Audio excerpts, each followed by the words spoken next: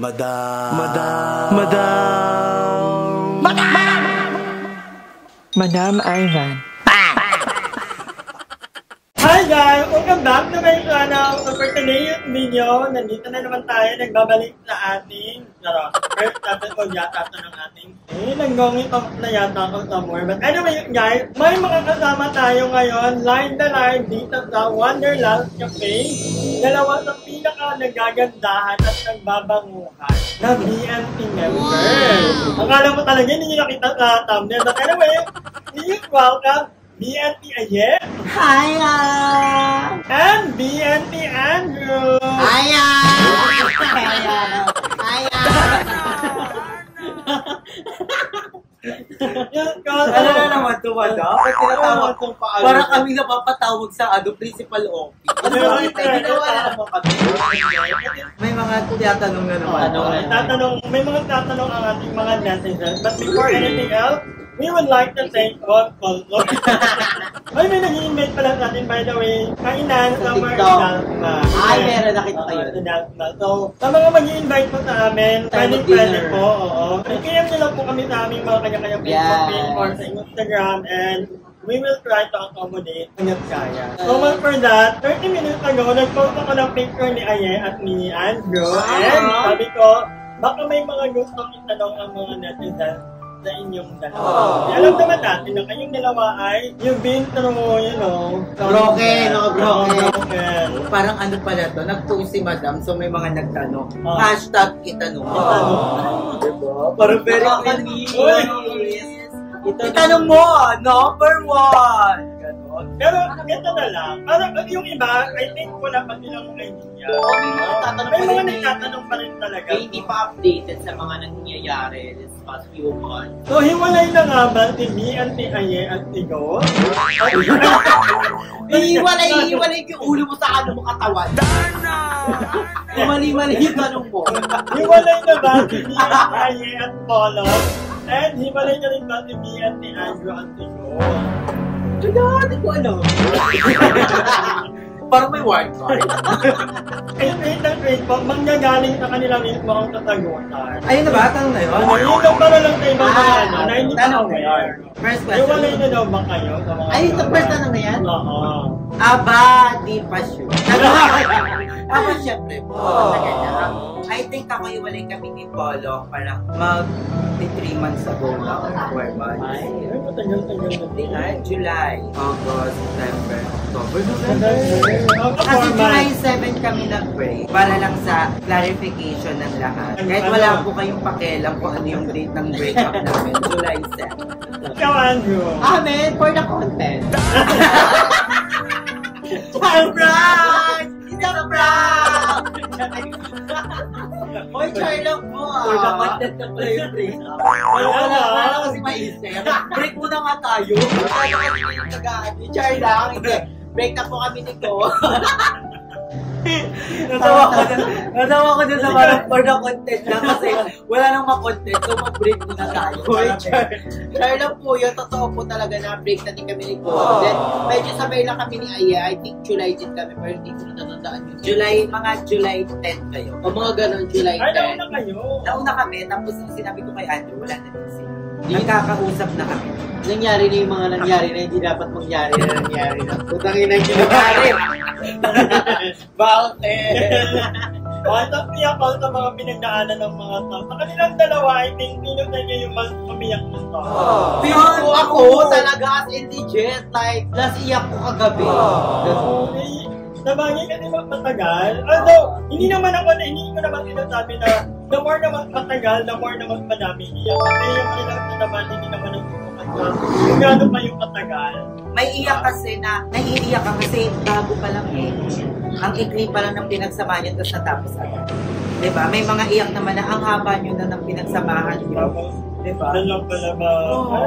Alam niyo. Gusto mo sumama?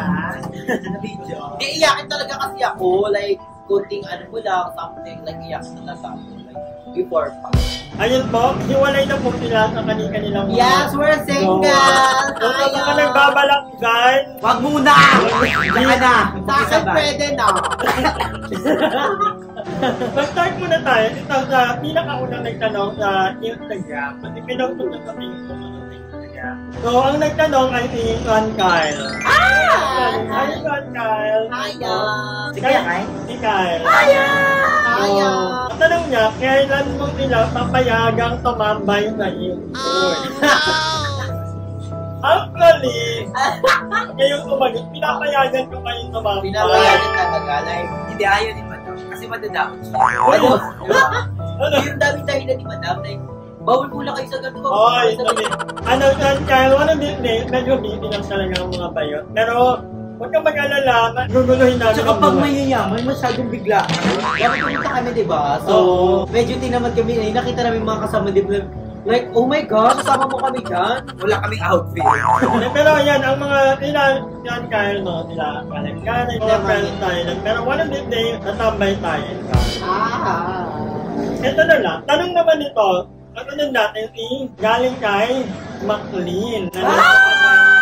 Hi, Maklin! Miss you, me. Kasama yung mga pinapasa mo sa akin. Ay, Parang bet ko na mag-America din. ang sarap. Sarap nung niluluto Yummy, niya. yummy. Ito tanong niya, what is your most unforgettable moment with gold in Canada? Bakit mo yung mga tanong naman? Itatawag ko itong nila mesa! Unforgettable talaga! Hindi natin to. Kahit na! Ako muna. Kasi baka umiyak si Andrew. Ako yung unforgettable moment ko with Polong is yung nag-celebrate kami ng second year anniversary. Ewan, parang super special nun kasi nung time na yan, nagpapagawa din ako ng bahay. Tapos parang yung pera ko nakalaan para doon sa bahay. Kami ni Polong parang nasa part kami na parang wala kaming pera. Yung pera namin nakalaan sa mga dapat talaga kailangan. Tapos, nung time na yon, nag-anniversary kami. Ako, nawala sa isip ko na anniversary na. So, nagulat ako, bigla siyang, may ang damit na ng paper bag. Tapos sabi ko, ano yan? Tapos, pumasok siya sa kwarto, niyakap niya ako, sabi niya, anniversary natin ngayon. So, sabi ko, oo, sabi ko, oo nga pala, second year anniversary namin. Tapos, binigay niya sa akin yung mga gift. Dinigaluhan niya ako ng 3 tsinelas. Isang tsinelas na pang-alis, isang tsinelas na pang-bahay, at isang sandals. Siya pala may binenta ka sa akin kanina. Puro tsinelas kasi, yung tsinelas ko na pang-alis, pang-bahay, at saka yung pang-rapa talaga, iisa lang. Tapos yung tsinelas na yun, siya din yung may bigay nung first year anniversary namin, na sira-sira na. Tapos sabi niya, 3 na binili ko sa'yo para may iba't ibang tsinelas para makapagpahinga yung isang tsinelas para hindi daw masira. Charis. Hindi namin miss ko yung mga happy moments kasi actually nag-break kami ni Polo. Nag-break kami pero yung mga masasayang pinagsamahan namin hindi ko yun pinagawa. Na sa akin yan at kaya kong ipagmalaki sa lahat. Na-appreciate ko siya noon. Tapos, sabi ko, saan ko kumuha ng pera? Sabi ko, para nasa utak ko ako, sabi mo na lang. Sabi niya, pinag-ipunan niya. Kasi nag-ano siya din kay tita, I miss yung tita, I miss sa mga titas ko sa side ni Polo. Yes. So, yun, nakaipon-ipon din siya doon. So, yun, gusto niya kasi minsan lang naman. Yun yung pinakamasayang parang pinaka-naaalala ko pagka nalulog. How about ni Anne? Hindi ko kaya sagutin! Hindi ko kaya! Char. Ako, ang forgettable moment namin ni God is yung 18th birthday ko. Sa taas namin sa 3rd floor, like, oh my gosh. Kala ko, celebration lang sa baba kasi okay na with my friends and my family. Tapos pinakit niya ako sa 3rd floor. Yun yung first vlog namin dito sa YouTube. Like, may mga picture-picture namin. Tapos may pag-gift pa siya na kasi si Gold napaka-effort niya talaga tuwing monthsary. Lalo na pag-anniversary, like marami talaga siya mga gift. And yun yung unforgettable moment ko, like yung sinosurprise niya ako. Like, yung mga dog, lahat ng dog ko si Gold nagbigay, like si Udang, si Udet, si Silong, si King, si Nene. Ayun, napakami. Oh my God, babe! Sabi ni Derek Manangsalang, pareho naman kayong broken. Bakit hindi na lang kayong dalawa? Ay! Bata-bata, King, sino bottom? Yes! Yes! Ito. Galing kay Isa Marie, ating friend from Yes. Hi, Zawe Melcio. From your past relationship, ano yung naging realization nyo when it comes to love? Ako, feel ko huwag mo papabayaan yung sarili mo kasi ako nung naging kami ni God, I gave my 100%. Ano naiiyak ko na agad? Hindi ayoko kasi naman uusapan. Hindi talaga pa ako handa, I think. Pero gusto ko talaga siya sagutin, kaya I try my best to be the best. Okay lang yan. Ay, naiyak din! Ayoko na ganito. Ikaw, ano yung realization? Ako ang realization ko lang, enjoyin yung every moment na magkasama kayo. Alam mo yun, kasi you never know kung kailan. Kung habang buhay na ba, or magwawakas na ba, malapit na ba sa end yun, di ba? Kaya hanggat magkasama kayo ng partner mo, enjoy and ibigay nyo yung lahat ng pagmamahal na meron kayo para kung magwawakas man, wala kang pagsisisi. Na minahal mo siya ng sobra. Ako nung, alam mo, Andrew, ganyan din ako nung hindi ko kaya. Alam mo yun, parang, pero ngayon I realize na parang okay na din. Kasi naging part siya ng masayang buhay. Hindi man na siya yung kasama ko ngayon, at least kung sino ako ngayon, siya yung dahilan kung bakit. Alam mo ba na parang nung magkasama kami ni Polong, parang minomold niya na rin ako kung paano maging kasi dati hindi ako, ano talaga ako nakukulang. Pero si Polong, binuruan niya ako na kumilos on ngayon. Ngayon napapakinabangan ko siya. Diba, wala akong kasama. Andrew, Madam Ivan, sila Limuel, pero lahat kaya ko, lakarin lahat kaya ko lakarin, ganun. Alam mo yon, parang huwag yung masyadong pangunahan kung ano yung pwedeng mangyari. Kasi mag-hold back kayo dun. Pero pag in-enjoy nyo yung every moment na magkasama kayo, I think wala kayong pagsisisihan kahit At dapat lagi kang handa. Ako hindi ako handa. Ito, Pero gusto ko ng handa! Handa saan? Sa birthday, sa piyesta, kahit saan. Ito may tanong para sa'yo lang to. Anong ni Santos na? Ano nga? What if bumalik si God? Ako? Mapapatawad ba at tatanggapin ba ulit? Ako, feel ko si God. Medyo nagkakausap kami this past few days na we're gonna usap-usap kasi gusto ko talaga siya ma-fix. Pero hindi na kami magbabalik, guys, ha? Kasi ayoko magkaroon kami ng na misunderstanding. Gusto ko siya pag-usapan. Like, gusto ko ng sagot like that. So, ayun na kasi gusto ko mangyari. Kasi, kaya kami kasi sa iba ko nalaman. Kasi gusto ko ngayon, yung feel ko yung sa akin, nag-hold back sa akin, yung mismong sagot na nanggaling sa kanya. Kaya, gusto ko siyang makausap din, pero wala na akong balak guys sa balikan pa si Gold. Like, feel ko pag ko na yung sagot, feel ko magiging okay na ako na nanggaling sa kanya yung sagot. And I think nakakuha yun ng mga viewers natin. Yung wanted upload more from Gold himself. Yun yung hindi pa na-ibigay sa'yo. Yung kasi parang dead na kami yung mga nangyari ko. Okay ka na doon. Ay, ano daw ba ang diet mo at pumapayat? Gutom like. Well, dami nating love. Hindi. Ako, I think, sa pagbawas ng pagkain talaga. Kasi, hindi na ko yung katulad ng dati na talagang uubos ng kalahati ng rice cooker. Control din kasi ba?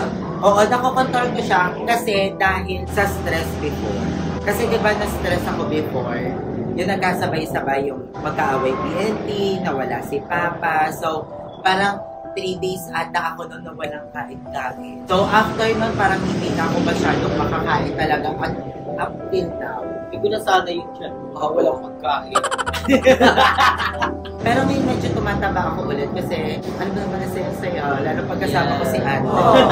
Pero sweetie. Ito, kung may tanong kanina kay Anne, may tanong din pala dito para for you. Tanong din pala yung may possible chance ba na magkabalikan kayo ng Polo or not? Tulad ng sinabi ko kanina, hindi natin talaga mapipredict kung ano yung future. And ako, ini-enjoy ko yung present. Dahan kung ano yung pwedeng mangyari bukas. Kasi yun yung nangyari kasi sa akin before eh. Lagi kong inaano kung ano yung mangyayari. Parang inaano ko na, ito na yung mangyayari. Alam ko na to eh. Pinapamunan ko na siya. So ang tendency, nai-stress ako agad. Nalulungkot ako agad. So ngayon, ang iniisip ko is kung ano yung pwedeng mangyari ngayon. kung ano yung nangyayari ngayon, yun yung ini-enjoy ko, yun yung pinoproblema ko, yun yung ini-stress ko. Hindi ko na-i-stressin kung ano yung resulta bukas. At ang nagpapano ngayon ay ang bahay mo. Ano nagpapanin? Kung sakasakali man in the future, why not? Hindi nagsasara yung puso. At ang general na lang, I think maraming mga manonood ang nagtatanong ngayon kung meron na bang nagpapatibok. Although, Madami! Nasa GC sila. Nasa messenger, mga tamad mag-chat. Pero I think, ay ganun din, hindi din naman sarado yung puso namin para sa iba. And I think 4 months living, okay naman doon. Diba? I mean, kung may manliligaw man sa amin, parang okay din naman. May mga nanliligaw na, pero alam mo yun, parang hindi siya pasok sa priority namin yun. Ganon. Mga pumapasok, pero enjoy lang, diba? So, tatawa ako. Sabi nila, sabi na kapila, ang ganda. ano na lang ang mensahe niyo sa lahat ng mga tagahangat natin na patuloy na sumusuporta and nagmamahal. Lalo na ngayon na si Aya yung papagawa ng bahay, si Andrew, busy din sa kanyang moving on process. Oh, yeah. Ako, ang message ko, I'm so very, very thankful guys na nandiyan kayo to support us na through ups and downs. Kaya, thank you so much na kahit na baliw ako, like, iyak-iyakin na yun, tapos natawa, like, ganyan. Nandiyan kayo for me. Kaya, I'm so thankful and I love you all. Thank you for the support. ako please vote MMP sa Miss Universe. Oh, yeah! Diba? Ayun ang message kasi nyo. And world peace. And spread love. Ayun, sa amin sa mga partner namin, please accept the fact, ganon. And lahat tayo may mga pangit na pag-uugali, lalo na sa isang relasyon. Hindi yan parang isa lang yung may mali. It's two to tango in the cha-cha. Kung mga may time kasi na feeling natin sila lang mali, without reflecting na may mga nagagawa rin tayo, hindi rin kaya. Mensahe ka rin kanila gold, natawa nga ako yung picture kahapon na, kasi throwback ngayon yung picture na yun. Isa na lang ang Matatag, congratulations, walang race. Pero huwag kalimutan, sa lahat ng may wife ka. May wife ka. Assassin! Hindi, sa mga naging mga partner, ingatan yung mga sarili nyo, yung being part of our life. And tinitry namin yan. Alam ko kung gaano kabait si Gold, si Polo. They've been really nice. And kung hindi pa nagtako sa paraan na gusto natin, pero ganun talaga. But we're happy you've been part of our life. And kung may babalik man, hindi natin alam. But anyway, guys, basta ikakasaya lang namin is maging successful din ang bawat isa, maging masaya, mahanap kung sino yung better for us, and huwag papabayaan niyo sa iyo. And yun lang naman din talaga ang natin, nang maging mapabuti nila, mapabuti tayo lang. Mamaya pala, aalis kami, papunta kami ng Baguio, part ito ng aming healing process. Itatawag muna namin si Aye, si Andrew, si Limuel, si Team Cavite, and pahinga muna. Oo, pero yung Baguio kasi is our healing place. And thank you so much, Ate Vina, for giving us the opportunity na makapagpahinga. Kasi sabi ni Ate Vina, kitang-kita daw sa amin yung stress. So, binigyan niya kami ng parang Baguio trip for 2 days. So, thank you, Ate Vina. Kaya pinapunta ko na rin si Kuya Arnel para habang wala ako, siya yung mag-vlog. Oh, yes. So, I love you, Ate Vina. Thank you so much. Sa lahat ng mga taga-Baguio, magkita-kita po tayo. Hanggang lang. Sorry, may nag-greet sa Baguio. Pilinyera. Thank you so much. Kapag yan, I hope we can do this. Naiyak mo na naman ako. Ang pasigitan nito. Pang-Baguio pa yun eh. Ay, Pang-Baguio pa. Wala na! Kaya mo Hindi ako yan. nasama. Marami ka pang iiyak. Anyway, guys, maraming salamat sa panonood ng vlog na to. Huwag yung kalimutang manood din ng mga vlog nila Aye, Andrew, Lipuel, lahat ng mga bayot. And magkita-kita tayo ng I love you. Bye! Hi! Maraming salamat sa panonood ng video na to. At kung natuwa ka, please don't forget to like and share this video. Mag-subscribe na rin kayo para bongga na.